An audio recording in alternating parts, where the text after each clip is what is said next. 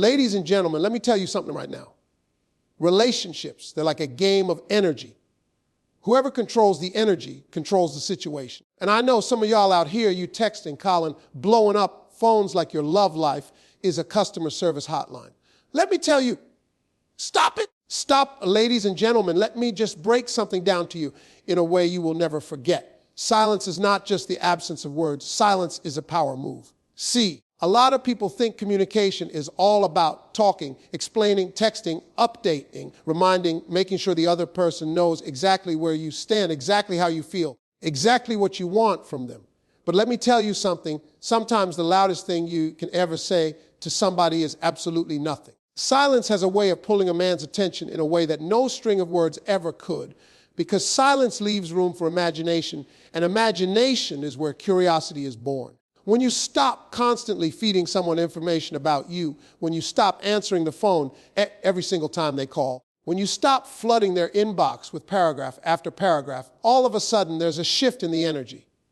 That man starts thinking, hold up, why is she quiet all of a sudden? Where's all that attention I was getting? And see, that's the key. Human beings are wired to notice change. We get comfortable with patterns. And the second those patterns shift, our minds get restless. We start asking questions. Silence is that shift. It breaks the rhythm. And when you break the rhythm, you create curiosity. Think about it like this. You ever been watching a TV show, and in the middle of a dramatic scene, it just cuts to black and you hear nothing. Your heart starts racing. Your mind is working overtime. You lean forward in your seat because you got to know what's about to happen next. That's what silence does in relationships. It cuts to black. It makes the other person lean forward. It makes them restless. And if we're being real, men especially cannot stand not knowing. We want answers. We want to feel like we're in control. And when you go silent, suddenly we are not in control anymore. Suddenly we're in the dark and curiosity takes over. See, ladies, men don't admit it out loud, but we crave the chase. We crave that little bit of uncertainty. If you're always available, always texting back within 30 seconds, always picking up that phone on the first ring, always pouring out your feelings before he even asks, there's no room for him to wonder. There's no mystery. And without mystery, curiosity dies. Without curiosity, the chase dies. Without the chase, attraction weakens. But when you pull back, when you let silence do the talking, that's when the questions start piling up in his head. Why isn't she texting me back? Did I do something wrong? Is she upset with me? Is she talking to someone else? Is she losing interest? And those questions don't come from hate or anger. They come from curiosity. They come from the need to know. Now, let me put it in plain words you'll never forget. Silence makes space for the mind to wander. When you don't give him answers, he will go looking for them. When you don't give him attention, he will crave it.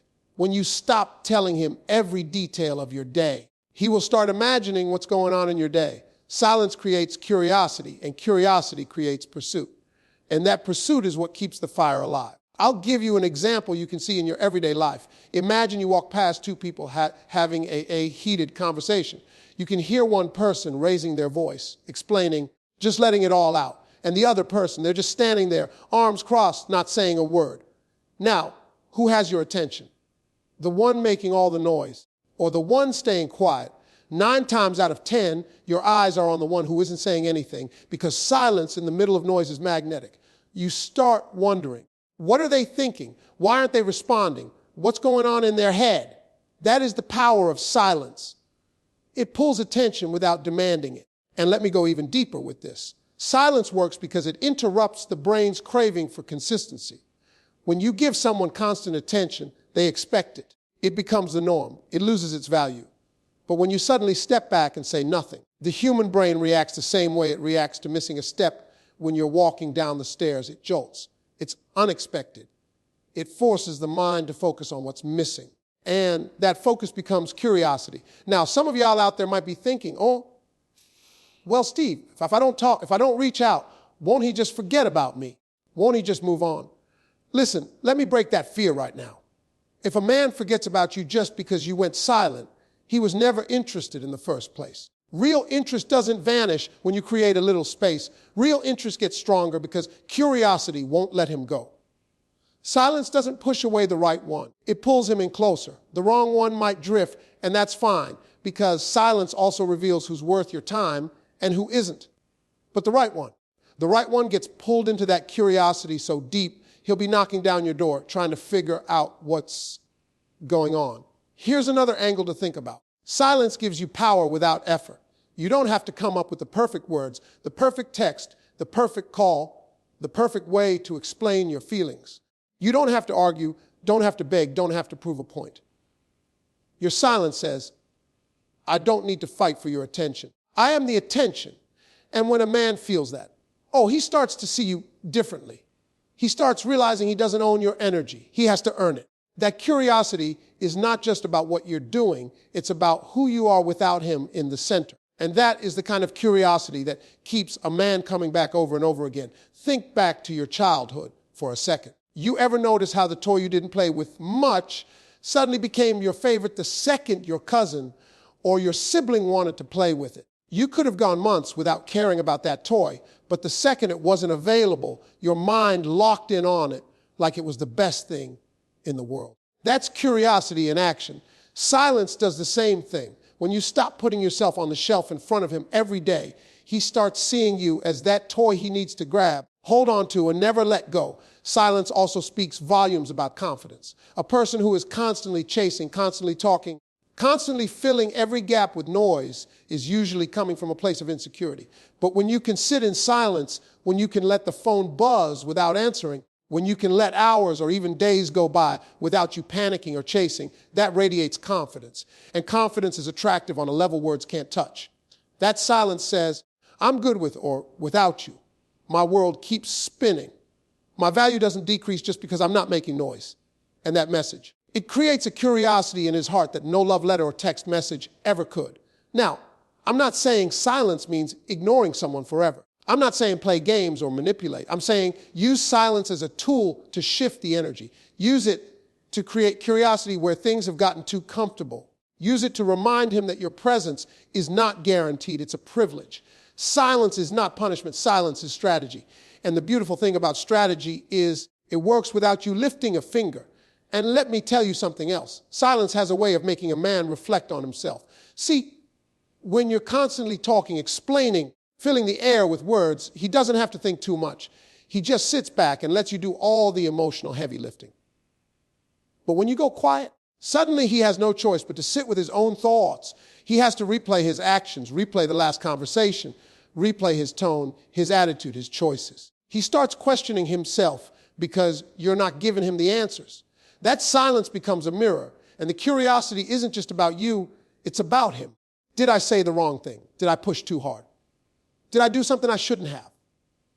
That reflection, that curiosity about himself, that's what makes him grow. That's what makes him realize he can't take you for granted. Let's be real here. A man's curiosity can be a powerful engine. You can try to explain 1,000 times what you need, what you want, what bothers you, but sometimes all that explaining just falls flat. He nods, he listens halfway, maybe he even agrees just to move on. But when you go silent, when you don't explain, when you don't answer, when you let that curiosity eat at him, suddenly he's leaning in. Suddenly he's chasing the answer. Suddenly he wants to solve the puzzle. And that's when he starts to make changes on his own.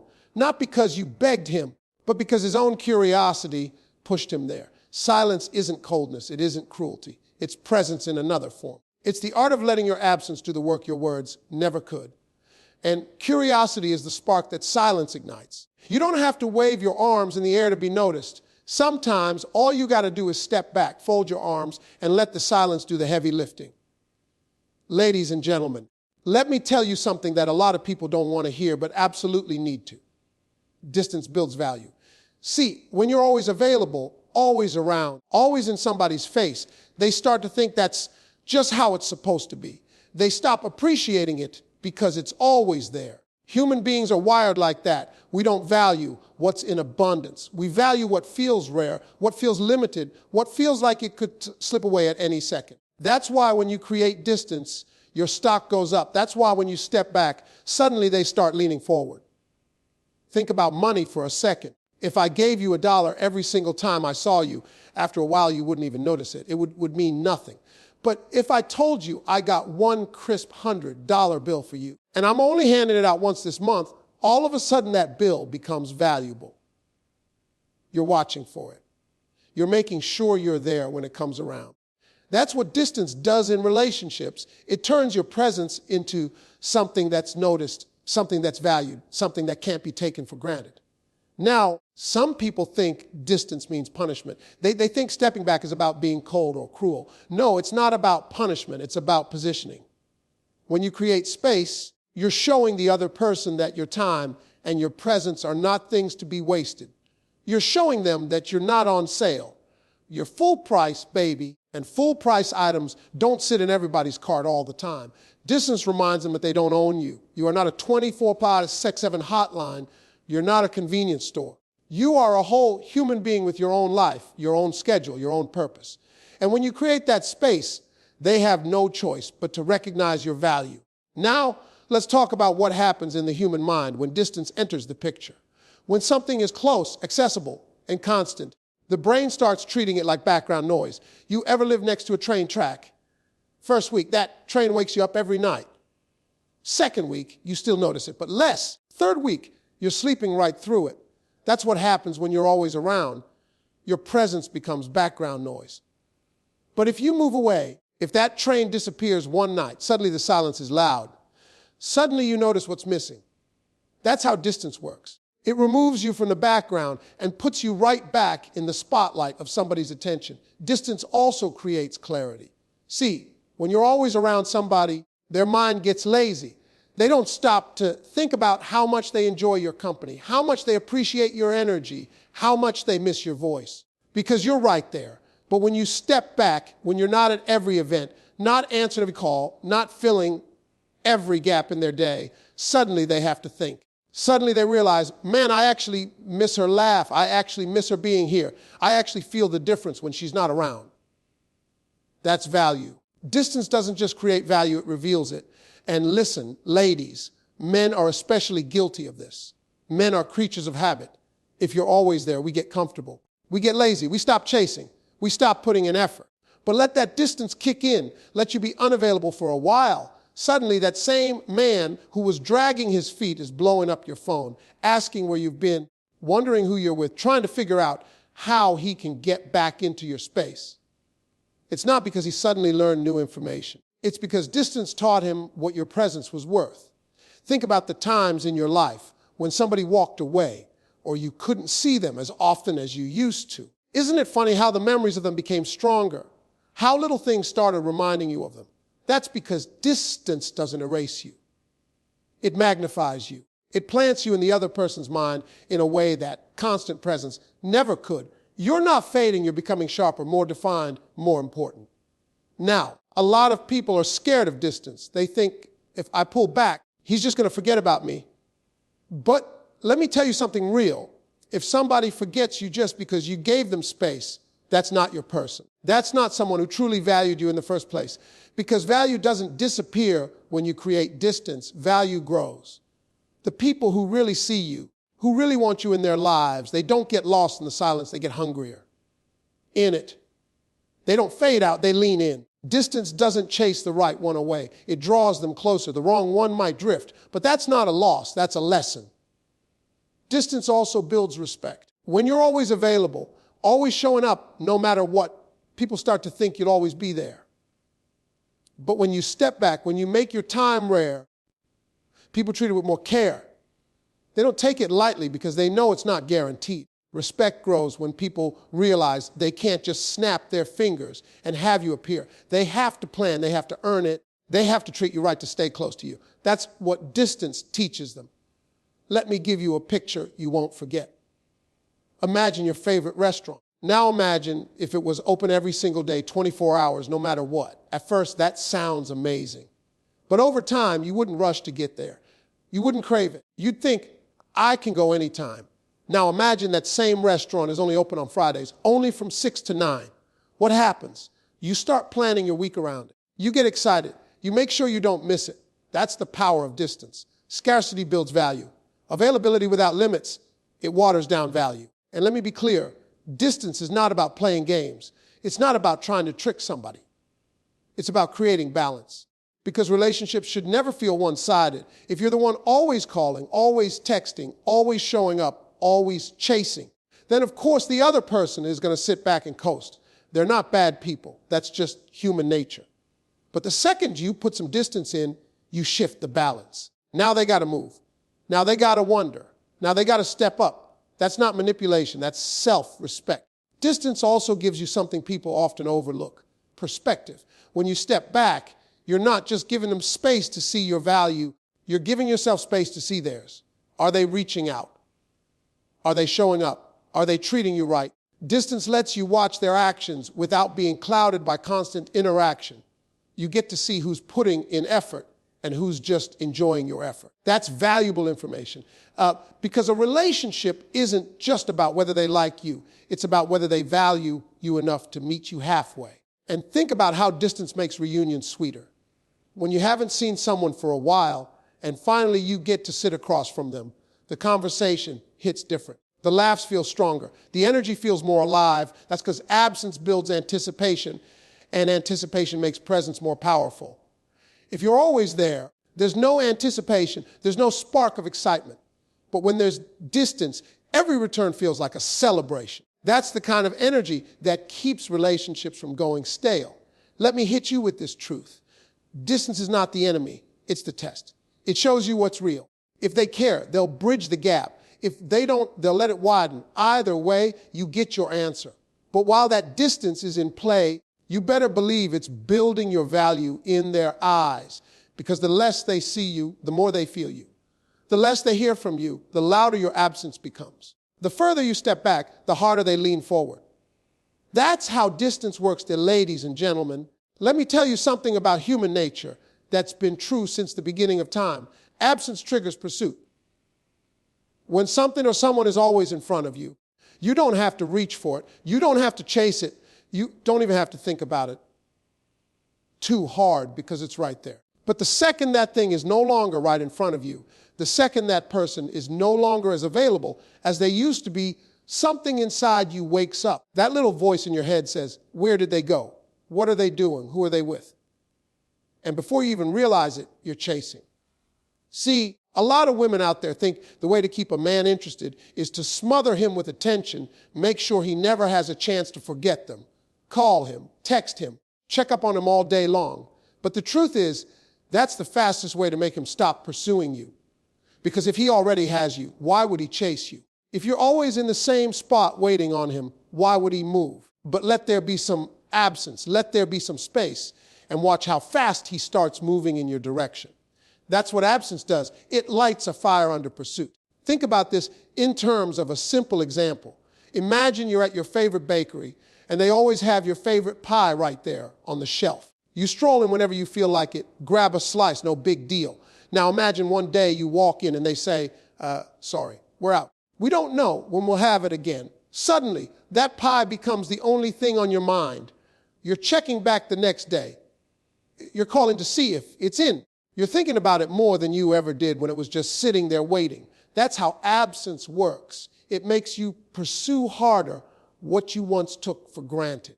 Men especially are wired this way. We're hunters by nature. We like to earn what we get. We like to feel like we're working for something, chasing after it, proving ourselves to have it.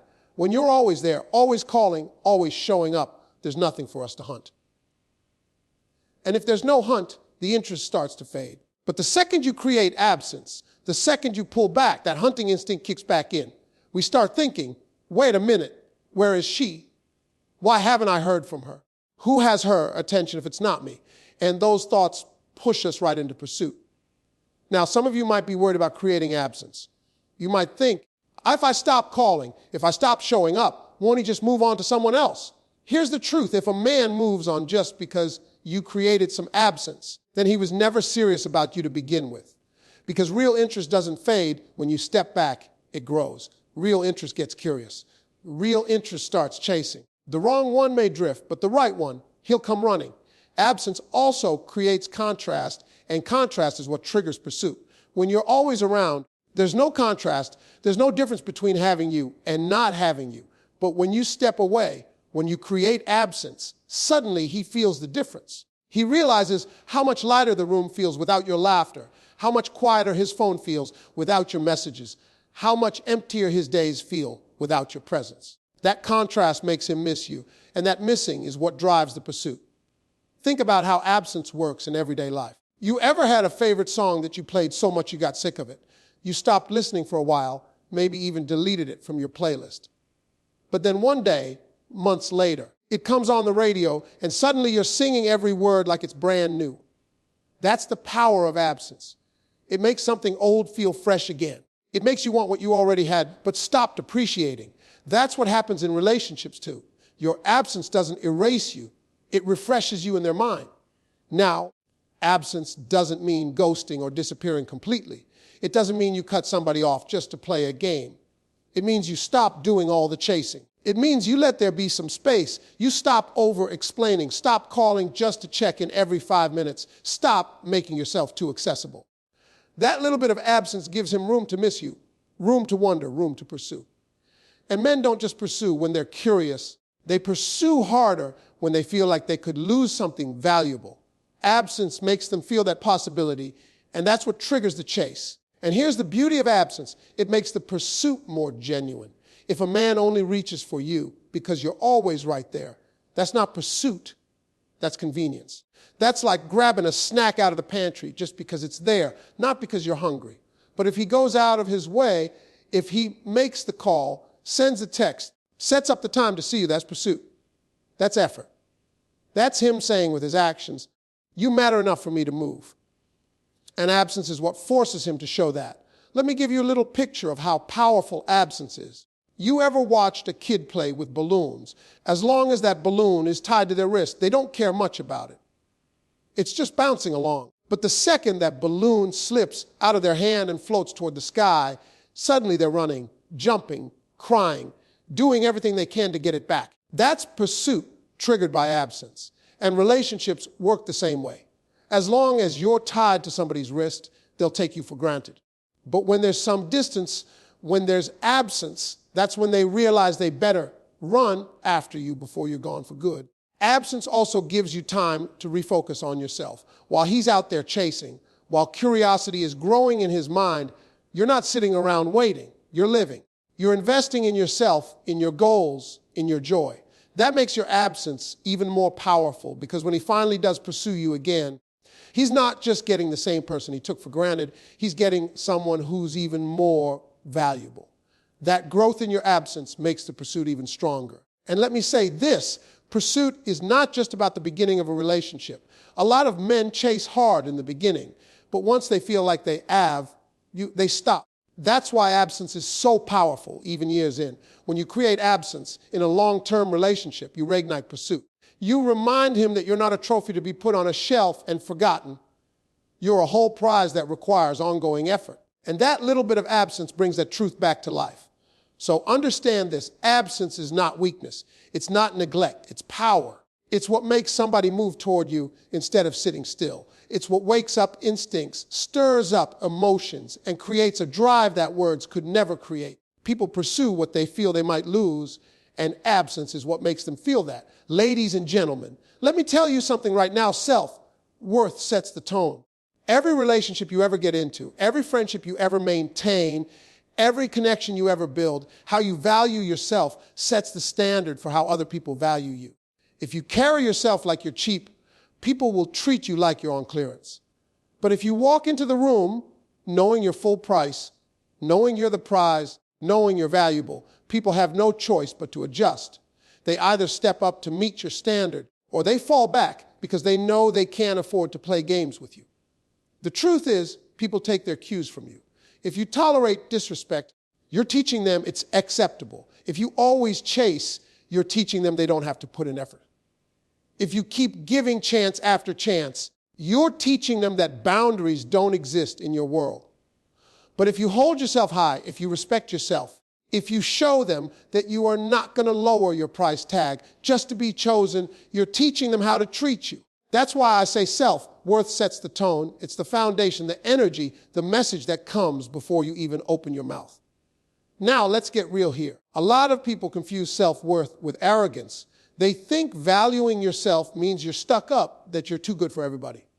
No. Self-worth is not about thinking you're better than anyone else. It's about knowing you're not less than anyone else. It's about recognizing that you are not a backup plan. You're not a second choice. You're not somebody's safety net. You are a whole package. And if somebody can't see that, that's their loss. That's what self-worth whispers to the world without you having to say a word. And let me tell you something else. When you know your worth, your energy changes. You walk different. You talk different. You move different. You don't get desperate. You don't beg for love. You don't chase validation. You don't settle for crumbs when you know you deserve the whole meal. That energy is magnetic. People feel it. And here's the kicker. When people feel it, they either rise to it or they run from it. Either way, your self-worth sets the tone because it tells people exactly what level they have to operate at if they want a seat at your table.